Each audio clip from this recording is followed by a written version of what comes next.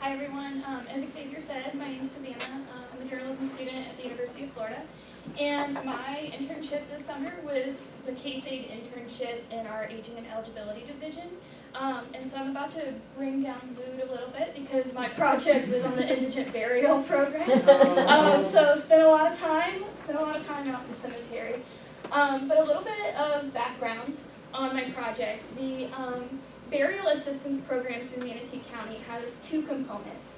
The first component is that families who are maybe experiencing financial hardship and can't afford funeral services for a loved one can go through an application process, and the county will reimburse for the funeral home for cremation services.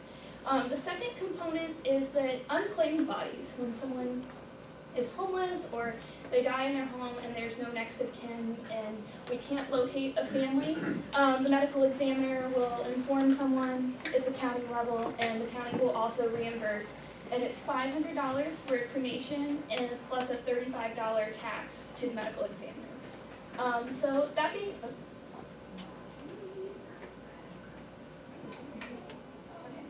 that being said, once the bodies are cremated, their cremains are buried out in New Memphis Cemetery in Palmetto. And Xavier and I had an opportunity to actually go out to New Memphis, and the two pictures here on the far right were pictures that I took when I was out there. The top one is actually a full body burial where someone's name was engraved into a grave, and I was pulling back weeds and really trying to get down and see if it matched our list, what data we had to see if that person was who was on the list. This bottom picture here, all of the cremains, when they're buried, they're marked with these parking bumpers, and each one has a number, or they're supposed to have a number, and when the person is cremated, the county assigns the funeral home a number, or a plot number, for those cremains. And imagine being a funeral home director and you get that, and you're looking for plot 35, and you don't know where plot 35 actually is. So that was one of the major components of this project, was finding a better way to streamline this process and help the funeral homes in burying the cremains. So that being said, I developed a survey. I wanted to talk to funeral home directors, get their input, figure out what we could do to improve this program. Oh my gosh. So, thank you. So some of the issues that I encountered, some of the issues I encountered is that there's only one requirement or one criterion for the burial assistance program, and that is that the person has to die in Manatee County. That means that for the indigent process, when families are coming in, there's no means testing. All of our other programs, the ambulance assistance, prescription assistance, those are all contingent upon someone's income. And there's a process to go through. They have to prove their hardship, and so that seems like it opens up an opportunity for fraud as well, because the applications are actually initiated through the funeral home and not through Manatee County government. So a lot of these families are going to funeral homes and they're saying, hey, I've got X amount of money, what can you do to help me? And then there's a miscommunication between the families and the funeral homes are trying to play devil's advocate and say, well, we can't do this for you until you talk to someone at the county. So there's a lot of miscommunication going on there. So the feedback that I got from funeral homes is that they would like a stricter vetting process. So that means income, it should be contingent upon income. And like I was saying, the current process opens up opportunities for fraud. That there are people on both sides of the scale who could say, oh, well, I don't have money for this, but then turn around and buy an urn for their loved one, and it turns into a funeral home needing to keep their business, and so yeah, you can imagine from there. Payment reimbursements.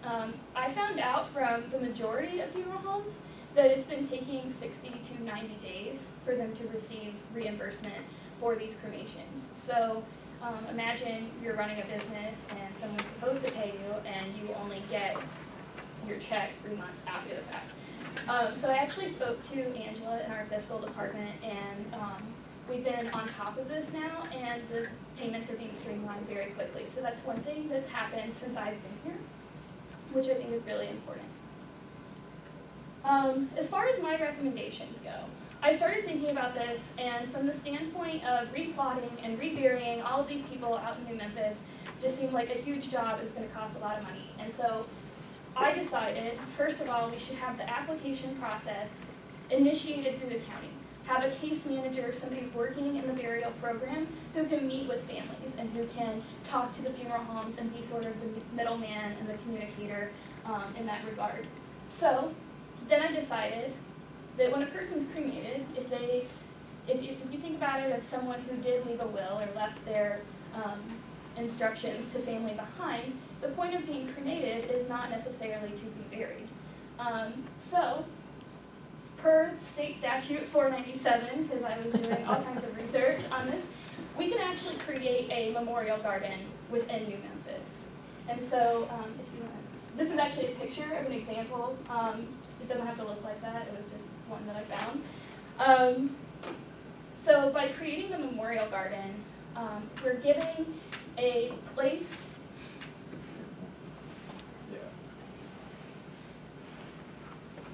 We're giving it a place of reflection in the event that family comes back, because that was one of the things that funeral home directors said to me was, you know, we bury these people and sometimes 6 years goes by and they say, oh, we found where Uncle John was buried out in this county cemetery and we don't want him there, and then there's another fee to then exhume that person's cremains, and it's a whole process.